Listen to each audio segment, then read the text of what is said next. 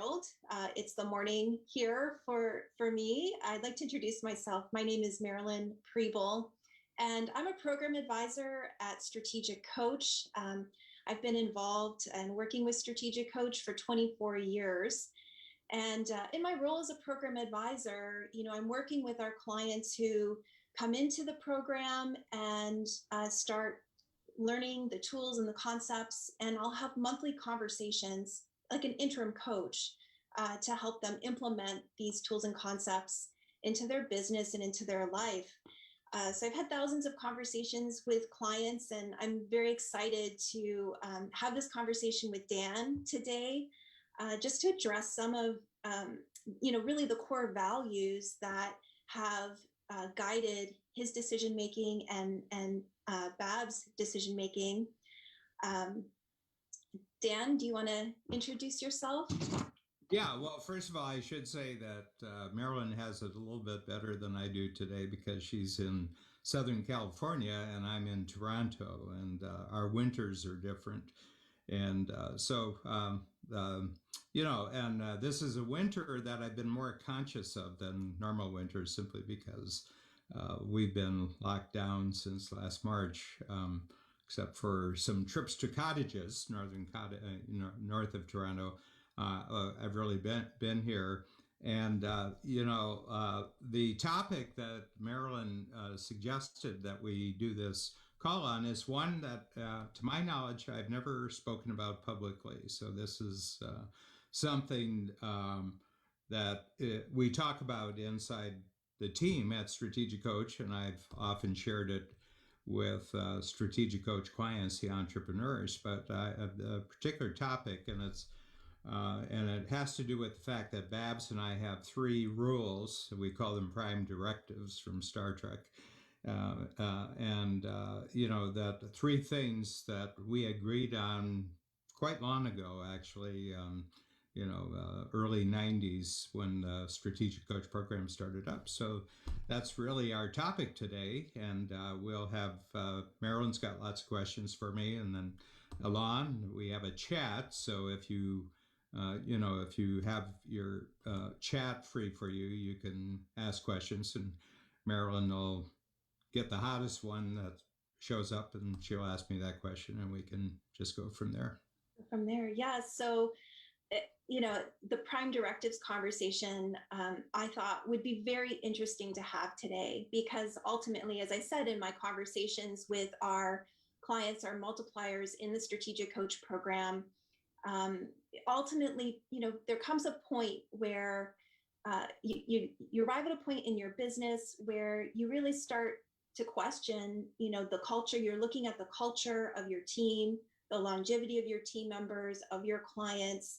And I think a lot of the tools and concepts in Strategic Coach in the first year with lifetime extender, unique ability, some of the concepts later on in years 2 and 3 in the signature program, ultimately get you to a point where you're going to, start looking at your own values or your own prime directives. And a lot of people, when they start Strategic Coach, are recognizing that there might not necessarily be an alignment in all areas of their life. Mm-hmm. Right. So it's a conversation that we have in the workshops. It's not something we actually cover or do as a tool in the workshop. But I always think there's some of the best conversations we have in our workshops, in the discussion breakout rooms, are around this particular issue. And I think that this is the secret sauce, Dan. From my perspective, when people ask me that, I'll say, the reason I've been with Strategic Coach for 24 years, and I know a lot of other team members have 10 years plus with Strategic Coach. We have 16 coaches who have, 20 years. A lot of them have been with us for a long time, and some of our clients up to 30 years. And I think it really comes down to who you and Babs are as leaders. Mm-hmm. So, and I really appreciate your teamwork with Babs. And actually, would you talk a little bit about that, Dan? Yeah. Well, first of all, a little bit of history. So I moved to Canada actually on June 5th of this year. I'll be here for 50 years. So I moved here for a job in early 1971. And I was a copywriter, a big global advertising agency. This was the Toronto office of BBDO. So I was, a copywriter, and I was the new guy. So I got, you know, not the most important work, but I was brought in on like Chrysler and Kodak and big brands. There a lot of them were global brands, but it was the Toronto advertising take on it. And one of the things, I got married during the 1970s, and the marriage didn't work. And we were together for about 5 years. And it was right at the time that I had decided in 1974 to become an entrepreneur coaching. So I had this notion of coaching because I kind of have a coaching, I'm sort of a coaching person, like I like asking people questions that help them clarify what what they're doing as an entrepreneur, and why they want to do it and how they're going about it and what kind of progress they're making. So I've got a really good mind for this, and I've got good skills for it. But I got married, and the big thing was, I mean, she was an admirable person. She has, she's very influential herself, and if I wasn't involved in the relationship, I would think she was a terrific person. I could just see that there was this constant clash about what the future was going to be, so I said, this is not going to improve, and I can't grow in other parts of my life if I'm not growing here. So it ended in 1978, but with a clear understanding, Marilyn, that I was going to get married again, but I was going to think about what the qualities of the relationship had to be. So that's where this all started. I mean, I can laugh about it now. I mean, you look at these past episodes, but I have to tell you, it was really painful. It coincided with my first bankruptcy. So Yeah. two bad report cards and two major subjects In one day. same time. But it really was transformative in how I thought about having a lifetime relationship for just in my personal life. But I also wanted that person to be whoever it was, to be a partner in my business life. And so this is really where it all starts. Mm-hmm. Yeah, by recognizing where there was, a significant relationship out of alignment with who you were. You recognized, what I'm hearing is you recognized very early what your talents are, who you wanted to work with. In other words, in strategic coach terminology, unique ability. It's the what you do and who you do it with, and why, right? And when I think that's really important. I hear in my conversations with clients a lot, recognizing sometimes it's really hard when you recognize a significant relationship is actually, potentially holding you back from growing and being who you truly are. It's very painful to come to that realization. And so what happened next, Dan? So you Well, have this yeah, checklist. it was kind of funny. I don't have the list, but I put together the day that I got, the divorce was official. I think I went to lunch or I went to a cafe, and I just said, I am going to get married again, and it wasn't about who the person had to be. It's how the relationship had to be. And I remember the very first point on the list, it wasn't a relationship I had to work at. It was just a relationship that worked. And I was, through, various interests and various networks I knew, I ended up meeting Babs Smith. And Babs is, to this day, when Babs walks into a room, my heart takes a jump. And we've been together for since not really together since 1984. We've been married since 1986. And the single best thing to happen to me in my whole life was meeting Bab Smith. And the thing was, there wasn't a lot of drama to it. It just kind of, it just kind of grew. And then at a certain point, Babs had her own business, and I helped her think about her own business. And she says, the sort of thing that you do, the kind of process that you have, we have a starting process, which was called the strategy circle. And she said that this can really develop into a great business. And so I want to point out here something about our relationship because I don't really have a vision for our company, but Babs has a big vision for our company.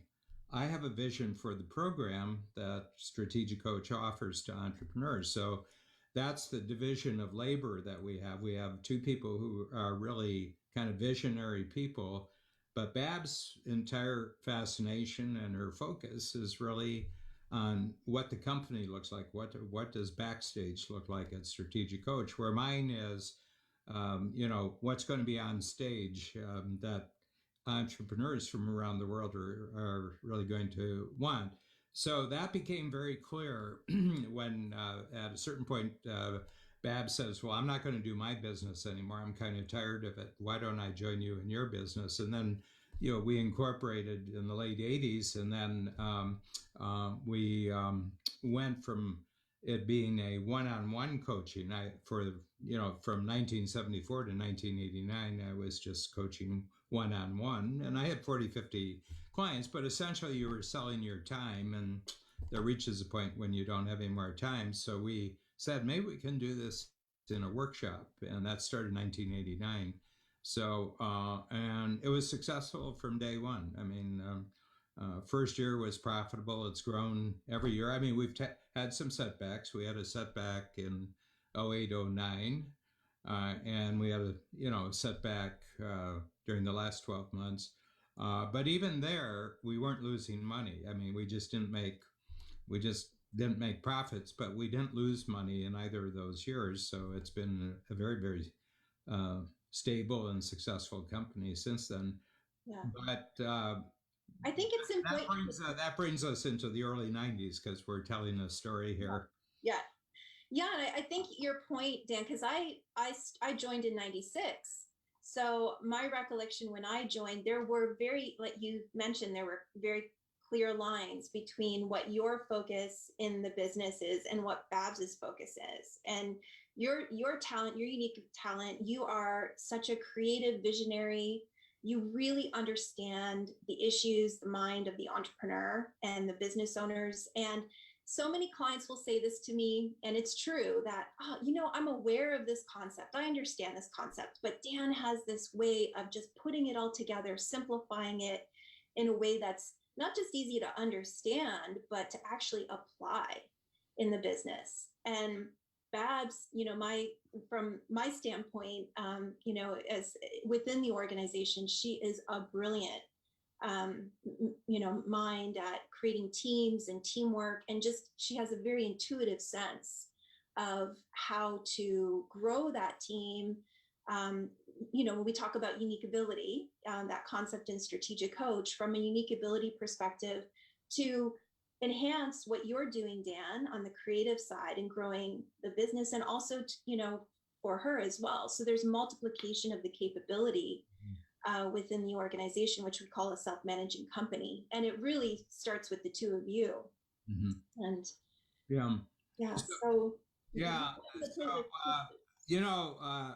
one of the things that's really interesting about entrepreneurs is that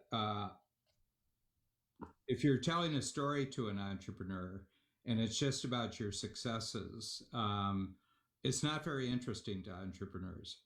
But if you start with a failure you've had, and then you talk about how you had to transform your thinking, you had to transform your mindset, you had to transform your approach, it's like catnip for entrepreneurs. Entrepreneurs just love transformational stories. So I always, when I have entrepreneurs on as guests for podcasts, or I have guests, I said, don't tell them about your successes, except as the way you transform something that wasn't working, and so just like being in teamwork with Babs and the lifetime relationship that came from a very, very painful failure.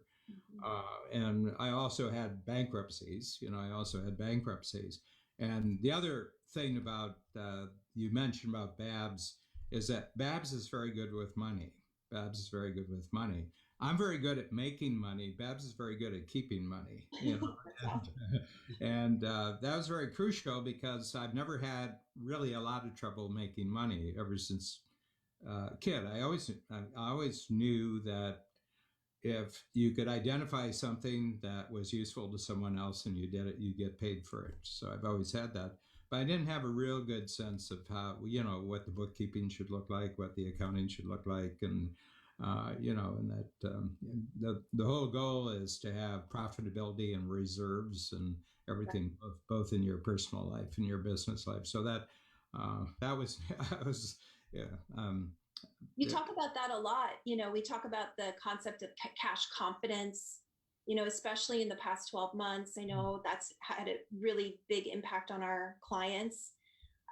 You were also talking about, those difficult experiences, the painful experiences that create the learning. And, now you have a group of 16 coaches that are coaching the Strategic Coach Signature program around the world. But it didn't start that way. Can you talk about how your first attempt to one-on-one? Here again, even when we moved to workshops, I got up to 200, 250 clients. And so I was having workshops of 15 to 30 people. But again, you could look down the road and you said, you're going to run out of time. There's only so many workshops that I can do. And we had a sense that the program really isn't about, and I made a big decision. We made a decision together, Babs and I, that if we created a program, it wasn't going to be about my personality. And I was looking at the kind of, coaching wasn't as big in the 1970s as we started. Now coaching is the second fastest growing business in the world, and coaching about everything. I mean, it's not just entrepreneurial coaching. I look at any human activity, and there are coaches out there, and they're available, by the internet. So I think the internet has really propelled coaching. But what I noticed is a lot of the coaches, it was essentially personality. They were motivational. They had a big following. And I said, well, first of all, I don't want to play that role. I really don't want to play that role. And I said, why don't we have a system of thinking tools, what I call intellectual shortcuts, that we keep taking the experience of our clients, our own experience, and we keep turning them into these very, very quick ways of thinking through different situations. And we're up in the hundreds now. We have hundreds of these, and I said, I want to, in the future, and here's the sign to me that we've been successful. And it has to do with our really senior coaches like Russell Schmidt and Gary Mottershead and Adrian Duffy, who are now passing 25 years as coaches for us. And I will meet sometimes somebody who they've been coaching for 25 years. And it's the first time this person has been in the Strategic Coach program for 25 years. And this is the first time I've ever met the person. They said, oh, the program is really great. Well, to me, that's proof of concept. It's kind of proof that, that if these concepts are really valuable, other people can be coaching them. I don't have to be coaching them. So, and you've seen this because almost all your clients are the clients that you have are coached by other coaches. Other coaches, yeah. Yes, yeah. I'm here on the West Coast in California, and my focus is, the workshops that are happening in our Santa Monica location. But Dan, you're not here Babs isn't here. We're operating, remotely. And maybe once a year, our clients might see you if you happen to be here for another event, but they'll never meet you in most cases. And they're getting the integrity of the program because it's the tools embody the Yeah. experiences. Yeah, and we have three levels of the program. We have the signature. The vast majority of clients are in the signature program, and then there's a second level, which is called 10 times. When Yes. you have a self-managing company, now you can, you can really grow, and you can grow 10 times depending on what the 10 times is. Sometimes it's revenue, sometimes it's profits, sometimes it's even, the value of your company, sometimes it's the quality of your life. But the framework is always 10 times, second level. And then 3 years ago, I started a new program. It's called Free Zone, where it's just about collaboration. And these are entrepreneurs who've been so successful that they don't have to compete anymore, but they want to collaborate with other innovators in creating, entirely new kinds of businesses. Actually, some of them are creating brand new types of industries, which has really been propelled forward by the widespread, adoption of Zoom and other virtual conferencing. But we made an attempt, and we failed to do something because I said, well, we have to have other coaches. Right. So we experimented with a concept which was called licensed coaches, where they were essentially almost like franchisers. They would buy a license and then they would learn the tools. And it wasn't very well thought through. It was badly designed. So it was 92, 93. And it created adversarial relationships right off the bat, because once someone's learned the tools, they said, why should I go on paying you for the tools, and I'm not a manager as such, and Bab's not really a manager. We're leaders, and we have great managers, who manage for us. And so we just cleaned it up. We ended the 2 experiments, and we cleaned it up, and that's when Babs and I got together and said, we have to have some rules about this. Yes.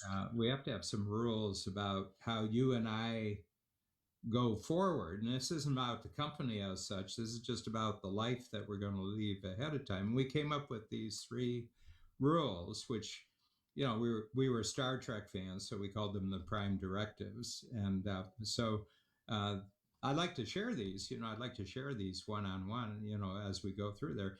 And to my knowledge, I've never really shared these certainly in this kind of setting. I think you have, and I know that it's not a formal part of the program, and it's not our mission statement at Strategic Coach. I want to be clear about that, but I think it's really important. I asked you to share and with everyone who's joining us today, because I think it's fundamental, right? When you have your prime directives, you and Babs in your relationship, which you also happen to be your partners in life and your partners in business.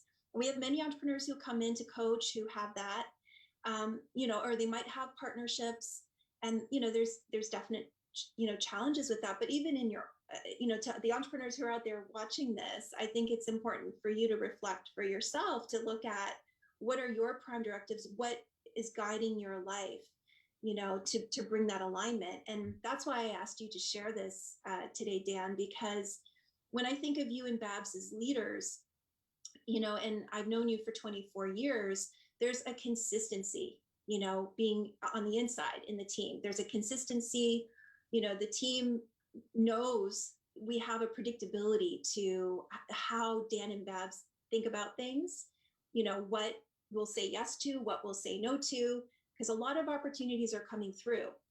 And I thought that, really, from my perspective, my opinion is this is the secret sauce that really makes the whole thing work. From the culture of Coach, the whole self-managing concept, company concept is possible because you have those prime directives. Yeah. So do you want to share with us? Here goes. So the first one, the first prime directive is that everything that we do together has to strengthen our lifetime intimacy and teamwork. Okay, so nothing can get in between Babs and Dan.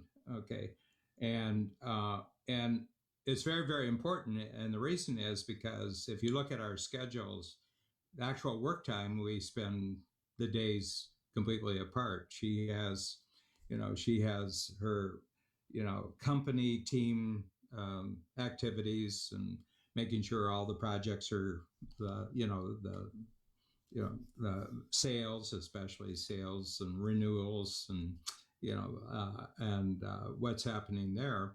And I'm all day, I'm either coaching or I'm creating new concepts and new tools. I write a lot, so I've written 40 books since the 90s. I have roughly 160 podcasts a year.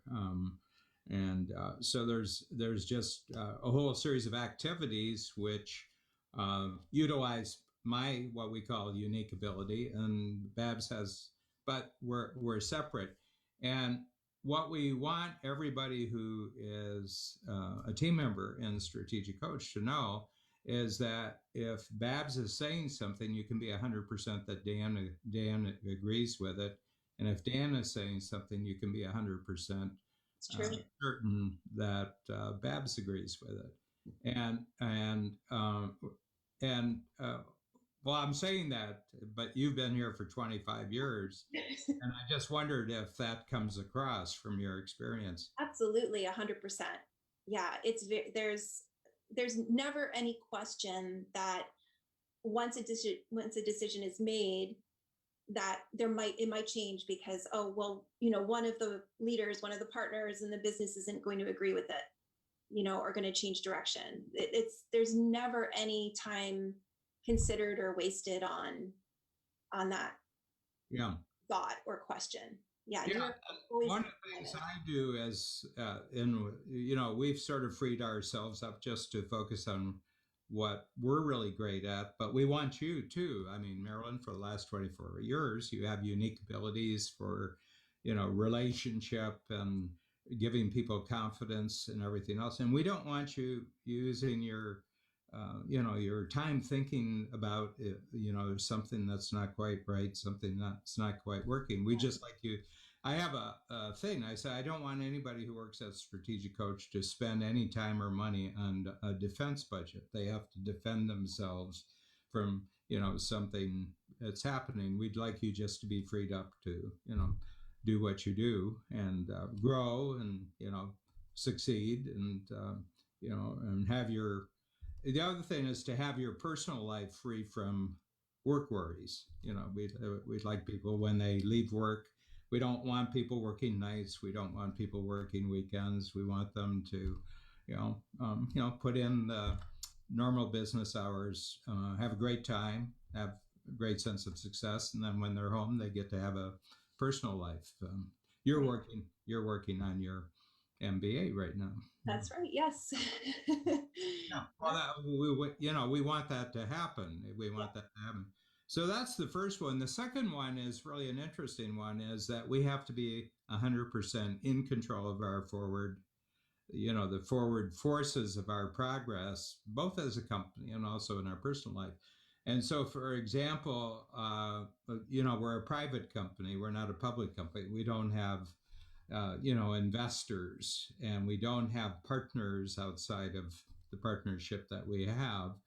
And the other thing is we have a very simple business model. The business model and what we do hasn't changed a bit since you came on board in 96. Right. And it's a very simple model. It's a program. Entrepreneurs come, we get them to plan their future. They come back every 90 days. We constantly have increased the support that they get in between 90 days. And I have 32 clients who this year will complete their 30th year in strategic coach, and as you mentioned, our coaches, I think we have 16 coaches, and I think on average they have 17 years coaching, and that's in spite of the fact that we have two who've just joined us in the last couple of years. So we've got massive coaching experience. And we were looking at the numbers right when COVID started, and 70% of our team members have been in strategic coach for more than 10 years. Right. And I think we're approaching 25% who've been more than 20 years, and yeah. I just like things that last a long time. Absolutely. And you've definitely got that happening around you. I mean, think about all the creative energy that comes from having that longevity. You're not in a situation where there's you're retaining all of that intellectual capital, all of those intellectual shortcuts, with the longevity of those relationships. Well, I think the other thing, and I'd like you to comment on this, is what I notice when people are really doing what they like and they're in teamwork with other people, but they're just doing it for a long time. There's kind of a wisdom about how coach goes about doing things that isn't really written down in any manual. It's just understood. That's right. When strategic coach puts on this type of event, this is how we do it. We have certain standards. But just when emergencies pop up, we don't finger point and spread blame. We say, okay, we weren't expecting this, never had any experience, but what do we know from the past of how we've succeeded things that we can apply to this situation? I wondered if you could talk about that. Yes, I think that, the way I would describe that is, yes, we walk the talk here at Coach. So, having that longevity, you're right, there is a wisdom that's just understood. How should it feel? How do we do this? And it doesn't have to be expressed or explained or taught so much. I mean, I do think for someone new coming into Coach, there's a feeling that they get, when they're coming into work in the organization, and of course, they start to feel the culture. But yes, all of that can happen much more quickly, and because everybody's in a unique ability teamwork situation, you don't really see a lot of that pointing of fingers or political grandstanding that might happen in other situations when you're dealing with a large organization, because strategic coach now is 120 somewhere plus people.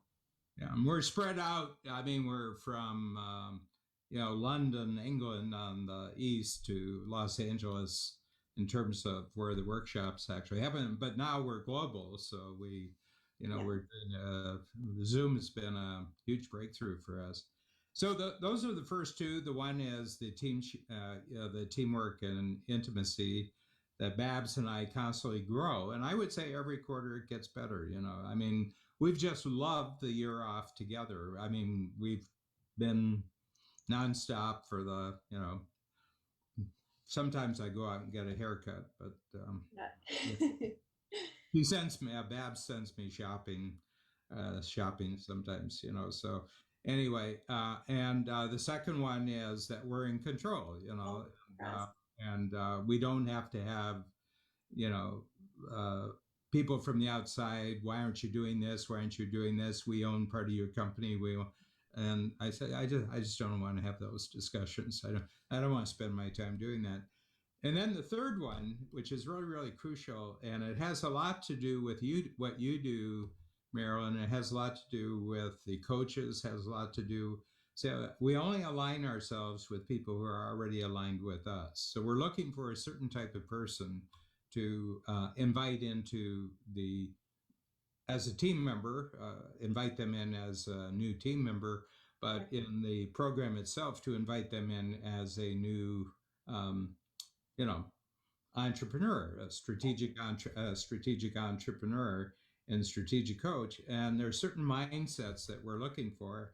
Yes. and we don't try to change people's mindsets. I'm not trying to convert people. I'm just looking for the people who are already going that direction. Say, why don't we combine forces here? Your career, your ambitions, your Mhm. success. We've got a structure that 20,000 entrepreneurs have tested out, and we think it works. We think it works. So that last one, the alignment, you know, uh, uh, yeah, I think and it's a thing is because a lot of the way that modern business life is portrayed in the movies on television, that it's struggle, and if you're not struggling, you're not succeeding. I said, no, no, no, no, just find people who like to play with each other and yes. play bigger games. Play a bigger game. Yeah. And who treat it like a game and have a good attitude along the way. I think that's so important, and I know we're coming Mhm. towards the end. I'm just looking out for any questions from our viewers. But yeah, I think it's really important this idea of alignment, that if that they are with you already, instead of I've in my conversations with entrepreneurs who join the program, this is a really tough one. Going back to your first experience, Dan, with this First, highly talented very tough, person that you very can hard, appreciate it, very, very, very, but no alignment. it's really interesting in life. You can be going in opposite directions, but there's a point where you're crossing in your life, and it seems that you have a great deal in common, but it kind of goes like this, and and uh, yeah. So I like things to. I have a preference for things graduating. Improving gradually, but all the time. In other words, it's people get used to each other. People get used to each other. Things work. Projects are successful. Capability and confidence goes up, and I'm 70. I'll be 77 in May, and my future, the way I'm looking at the future, is much, much bigger than everything that we've accomplished, because I have the confidence of the part of the company that's Babs, and I have confidence in the part of the company that's mine, and they're never in disagreement with each other. That's right. I mean, and that's one thing I admire about you and Babs so much is, going back 24 years and looking to today, what you're both up to and what you're doing is so much bigger. At a time of life when, I've heard people say, well, I want to be retired at 65, or, they want to slow down. You've been, taking on more, but with more quality of life. You and Babs, that you guys take about 150 free days per Yep. year, where you're completely disconnected from the business. I know on the backstage of our team, we know that, the months of February, May, August, November, Dan and Babs aren't here Yeah. potentially. Yeah. So, and the company can run Yeah. and And continue to multiply. yeah, we say this to the entrepreneurs: you don't know how good a company you actually have until you're not there. In other words, it's what your team does when you're not there. So we think of our time away. I mean, we have our free days for our own purposes, but it's actually a test of whether. And I can't remember, you know, uh, I can't remember an incident, certainly in the last 20 years, where we've been on free days. I mean, sometimes there's emergencies, Right. sickness and everything, but things having to do with, problems in the running of the company or the program. I mean, figure it out yourself. We'll talk about it when we get back. That's right. Yeah. And that's another quality. You just empowered everybody on the team to use their best judgment to. Well, I don't rescue. That's right. Yeah, I said I'm not in the rescue business. I'm not your dad, and I don't rescue. So, Exactly. we're on the same team, and we'll take a look at what didn't work, and we'll figure out a better way to do it next time. So, Marilyn, did we have any hot questions? There was one question from Ron Goodwin. He was just wanted to ask a little bit more about your the bankruptcy, the circumstances around that, going back. Yeah. Um, Yeah, it was really interesting. It actually happened twice, and it was because of receivables. I had done the work, but I was tight, and therefore, I needed to get the check back within 30 days. And these were periods where, my clients were pushing their payables out 60 days, 90 days, and I was just too close to the line. And as a result of that, another painful experience that when Babs and I got together, we established that we were going to have a no receivables company. And that's been since 1984. And, all the money's up front.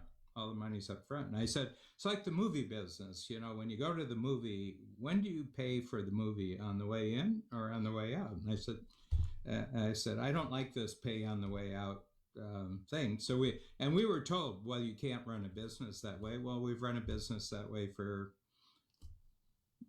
when it was just one-on-one, and then since the program, it's always been all the money's up front. And that way there's certainty right up front.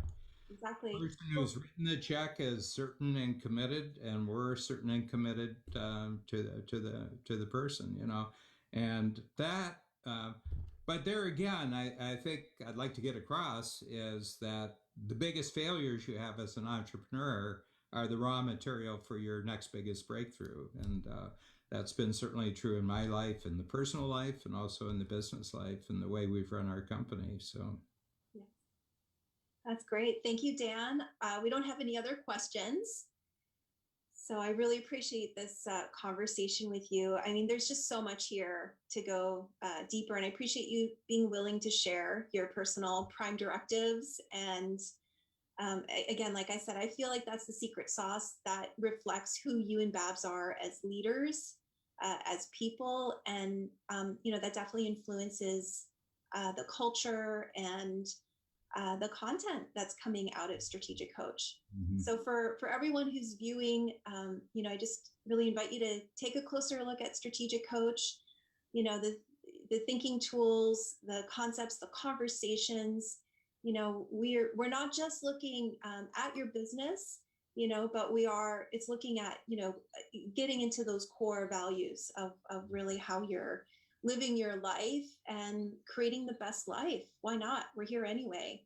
And why not live it all the way to the end with a sense of excitement and fun? When you choose to be an entrepreneur, it's a life sentence, they won't have you back in the old world. So since you're going to live your life this way, you might as well make it a happy life. Awesome. That's great. Thank you, Dan. Thank you, Marilyn. You're welcome.